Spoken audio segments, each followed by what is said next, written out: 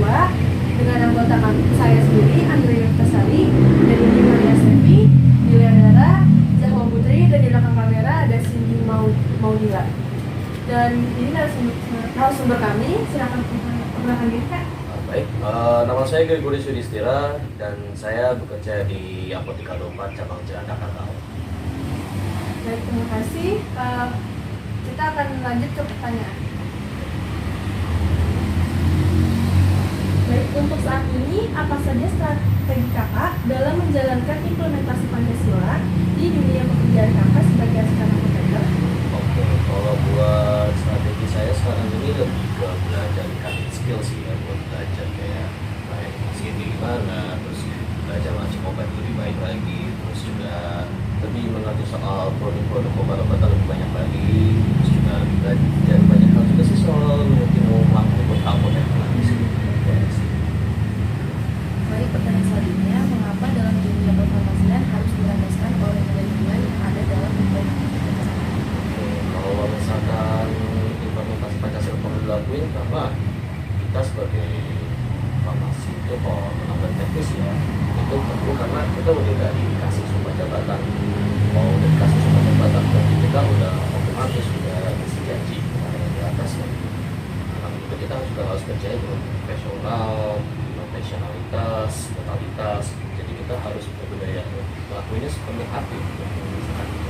Karena gimana ya, implementasi itu akan beri nilai buat kita sendiri sebagai tenaga teknis, juga ngasih beri nilai buat apotek, juga bisa memberi nilai buat masyarakat juga, sehingga masyarakat lebih percaya pada kita sebagai teknis farmasi dan apoteker nanti. Baik, pertanyaan selanjutnya oleh apakah farmasi sudah sesuai dengan nilai-nilai yang ada dalam implementasi Pancasila? Oke, kalau untuk implementasi Pancasila dalam farmasi itu ada yang sudah, ada yang belum. Tergantung dari bidangnya sendiri ya. Kalau misalkan kita dalam segi eksperimental, kan kita kan juga belajar sesuatu kan. Kita buat uji apakah ini bermanfaat atau tidak sesuai dengan apa yang kita fungsi. Pasti itu kadang-kadang juga istilahnya namanya etik gitu. Nah, kadang kan kita harus mengorbankan yang namanya etik itu sendiri. Kayak contohnya mencit. Walaupun mencit itu kan punya etik, tapi tetap aja kita kayak menguji hewan itu sama saja kayak kita ya mengikis hewan secara tidak langsung gitu ya. Nah, kalau secara implementasi secara yang apa ya, kalau yang sudah baiknya paling ya secara umum ya kita sekarang lakukan secara kayak melayani pasien, terus memberikan pelayanan obat-obatan, informasi segala macam banyak. Kalau itu udah sebanyak lebih dominan ke ini sih yang positif. Baik, untuk pertanyaan selanjutnya, apa yang akan terjadi jika dalam dunia kefarmasian tidak adanya sikap dalam mengimplementasikan Pancasila? Oke, itu akan nyinggung ke bagian yang tadi sebelumnya ditanyakan. Yang pertama pasti kita yang udah punya sumpah jabatan, kalau kita menyalahgunakan sumpah jabatan itu sendiri berarti kita sama aja kita mengingkari janji di nomor di atas. Yang kedua, kita juga sebagai aktivis pemakaian kita pasti ada apa ya, kayak tingkat kepercayaan gitu kepada masyarakat. Nanti masyarakat jadi kayak berkurang karena kita menyalahgunakan sehingga masyarakat itu kayak kecewa sama kita gitu. Jadi mulai lebih percaya sama orang-orang sekitar aja daripada tenaga teknis pharmacy yang justru lebih ahli gitu. Yang ketiga pasti ke apotek. Nah, berarti kalau kita nggak ngasih pelayanan terbaik, terus kita juga nyalahgunain tugas kita, pasti kita akan juga ngurangin reputasi apotek itu sendiri. Dan juga nggak cuma apotek sih, rumah sakit pasti. Ya. Baik, pertanyaan selanjutnya, contoh penerapan sila-sila Pancasila dalam dunia kefarmasian itu apa aja sih Kak? Oke, kalau misalkan dipilah-pilah ya dari sila pertama kalau sila pertama kan itu ada Maha Esa, pasti. Kita kalau udah melayani pasien nggak boleh beda-bedain, pasti dari suku, agama, ras itu nggak boleh. Mau kita tahu itu dia pakai logat bahasa atau misalkan bahasa Batak atau apalah itu lah ya, tetap kita melayani dengan cara yang biasa, umum, nggak boleh yang beda-bedakan. Ya. Terus kalau sila kedua, pastikan kemanusiaan adil dan beradab. Jadi kita harus memberikan obat ya sesuai dengan apa yang dikasih sama resep. Jangan kita ubah, jangan sampai membahayakan pasien. Oke. Nah, kalau sila ketiga kan Persatuan Indonesia pasti Kalau persatuan berarti ini dalam hal internal kepegawaian dalam apotek maupun rumah sakit. Jadi kita harus lebih profesional. Baik itu mau wataknya orang itu kayak apa, mau sifatnya kayak gimana, tapi kita harus menjalani tugas kita itu dengan benar-benar sepenuh hati. Ya, jangan pakai emosi. Terus sila yang keempat, kalau itu kan dia berdasarkan kemusyawaratan dan adil dan berhadapan. Berarti kita lebih ke ini, kalau diskusi. Ketika ada suatu masalah di apotek ya, terutama kalau misalkan ada masalah obatnya nggak tercapai misalkan, atau obatnya nggak ada, harus ada alternatifnya. Kita diskusiin apakah si pasien mau apa enggak. Terus juga misalkan kita juga diskusi ke dokter, mau misalkan itu di rumah sakit ya kayak gitu. Jadi kita harus diskusiin apakah ini boleh apa enggak. Nah, dalam istilah diskusi ini penting, biar nanti nggak mencegah kesalahpahaman. Yang terakhir, yang keadilan sosial pasti di sini dibutuhin transparansi ya. Transparansi dalam hal kita jelasin ini sesungguhnya ini obatnya apa aja sih. Misalnya resep ini obatnya apa? Karena kan pasien kan nggak ngerti gitu. Ini buat apa sih? Buat apa? Kita kasih tahu jujur ya. Nah, ini buat apa? Ini buat ini nih. Misalkan pemberat nyeri, bisa pemberat obat sakit gigi. Nah, ini antibiotiknya. Seperti itu. Terus juga kalau keadilan dalam hal kita memberikan harga. Nah, ini kalau yang buat di apotek, jangan sampai kita ngasih harga, matok harganya kayak matok asal tembak. Jangan ambil itu nggak boleh. Itu kita udah ada sistemnya, ada SOP-nya, nggak boleh sampai kayak gitu. Untuk pertanyaan selanjutnya dari Cindy. Bagaimana caranya kakak mengimplementasikan nilai-nilai Pancasila dalam bidang farmasi? Oke, kalau dalam bidang kefarmasian sama kayak tadi saya bilang ya. Kan ada yang sila-sila Pancasila itu. Pertama, saya kalau melayani pasien harus nggak boleh memandang ke orang dia dari apa, suku agama apa. Saya tetap pandanginnya sama, semua orang sama, boleh beda-bedain. Nggak boleh juga kita lebih mengutamain emosi. Nah itu kita juga pengendalian diri ya. Terus kalau misalkan kita ikutin yang lain-lainnya juga, ini juga transparansi, kita jujur sama orang yang ngasih tahu ini harganya segini.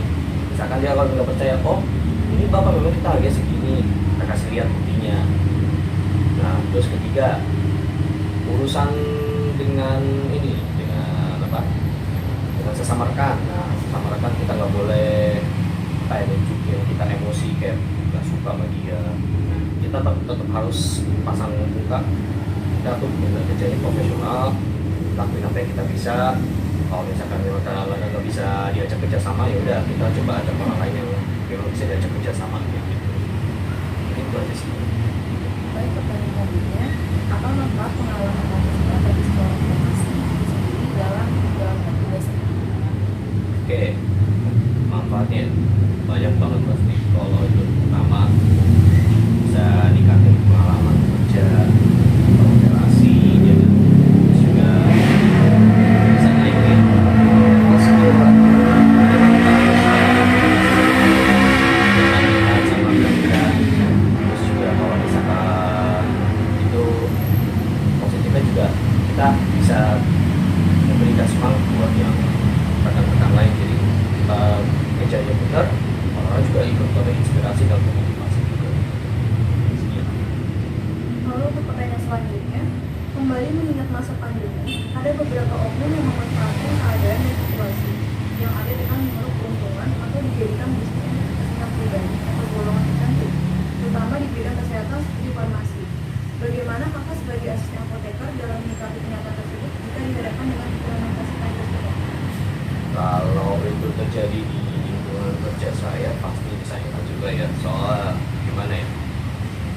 Memang keuntungan penting, cuman jangan sampai keuntungan tersebut malah merugikan apotek atau rumah sakit atau instansi yang kaitan sama farmasian sama orang-orang yang terlibat di dalamnya, termasuk juga kayak pasien gitu. Nah, sebaiknya kalau bagi kita ya boleh utamakan keuntungan, tapi setidaknya kita perhatikan juga batasannya juga gitu. Nah ini pentingnya perlu diskusi juga per setiap asosiat atau maksudnya orang internalnya kita jadi diskusi penting nggak sih kita buat ininya, perhatiin juga kondisi sekitar kayak gimana. Nah seperti itu. Pertanyaan selanjutnya, menurut kakak boleh tidak sih kalau kita itu membedakan setiap pegawai dengan pegawai lainnya? Ya, kalau bedakan, nah ini yang gimana ya, pembahasan yang sering terjadi ya. Kalau membedakan, ya nggak boleh juga sih, susah juga. Nggak boleh main kubu-kubuan, itu kalau main kubu-kubuan rasanya gak enak juga. Apalagi kalau cuma asosiatnya cuma sedikit orang atau orang-orangnya sedikit gitu. Nah kalau orangnya sedikit kita kayak gimana ya? Kayak ibarat selek-selekan, jadi kayak gak enak gitu buat kerja.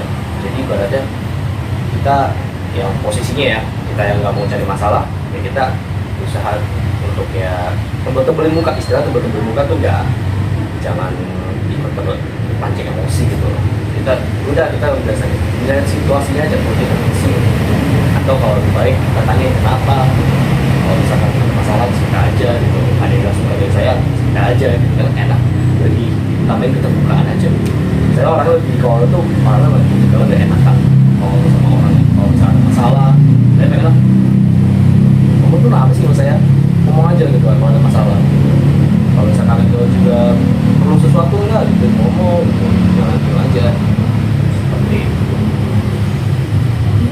Kalau kakak ada masalah dengan pegawai lain, bagaimana kakak menyelesaikan masalah tersebut jika didasarkan dengan nilai-nilai Pancasila? Nah, kalau prinsip saya orang tipikalnya pengennya damai, gak mau mencari masalah. Pokoknya apapun cepat selesai. Jadi kalau itu bisa dilihat dari pakai sila kedua sama keempat sih. Ya, saya orangnya pengen sesuatunya adil lah. Gitu. Gak boleh ada kayak perbedaan. Kalau memang betul ada yang nggak mengganggu, langsung tanya aja gitu. Kenapa? Tidak ada masalah apa? Lebih enak sih orangnya ngomong langsung. Tapi kalau misalkan memang nggak berani, ya udah saya tanya langsung. Tapi kalau misalkan memang nggak ada penyelesaian, tapi kalau nggak ada penyelesaian ya udah ngomongin lagi. Saya juga profesional, nggak boleh utamain emosi di situ. Benci-bencian jangan saya ikut benci gitu. Jadi netral, berusaha netral, jangan itu. Kalau misalkan selesai ya syukur. Ya berarti kerjanya kan jadi enak. Positif apa aja sih yang akan dapatkan dari pegawai lain? Apakah sikap pegawai lain sudah mencerminkan implementasi Pancasila? Kalau yang saya dapat dari pengalaman kerja sih ada yang positif, ada yang negatif pasti kan. Kalau kan di sini tanya positif aja ya. Kalau di sini positif lebih ke skill. Ada orang yang rekan saya yang punya kemampuan yang nggak kayak saya punya gitu. Kayak misalkan kayak cara pelayanan komunikasinya, terus cara pengendalian emosinya itu kan sering banget itu ya pakai. Ya saya banyak hal juga dari orang-orang yang rekan saya ini. Jadi ya lebih lebih cari sesuatu yang berguna buat diri saya sendiri, lebih ditingkatin. Dan sekian. Lalu untuk yang terakhir, apa pesan kakak untuk asisten apoteker yang akan datang? Oke, buat asisten apoteker atau yang baik itu lulusan dari SMK atau dari yang ahli media ataupun dari S1 farmasi, kalau kalian udah punya sumpah jabatan, terapin sumpah jabatan kalian, jangan disalahgunain, ikuti nilai-nilai Pancasila yang udah ada. Kalian udah belajar PPKN dong pasti, jangan sampai lupa. Itu akan jadi pegangan buat kalian. Kalau misalkan kalian ngakunya salah, itu juga mengaruhi buat nilai kalian. Nah, sekian dari wawancara kami. Terima kasih Kak Yudi sudah mau jadi narasumber kami. Kurang lebihnya mohon maaf. Wassalamualaikum warahmatullahi wabarakatuh. Selamat pagi. Oke.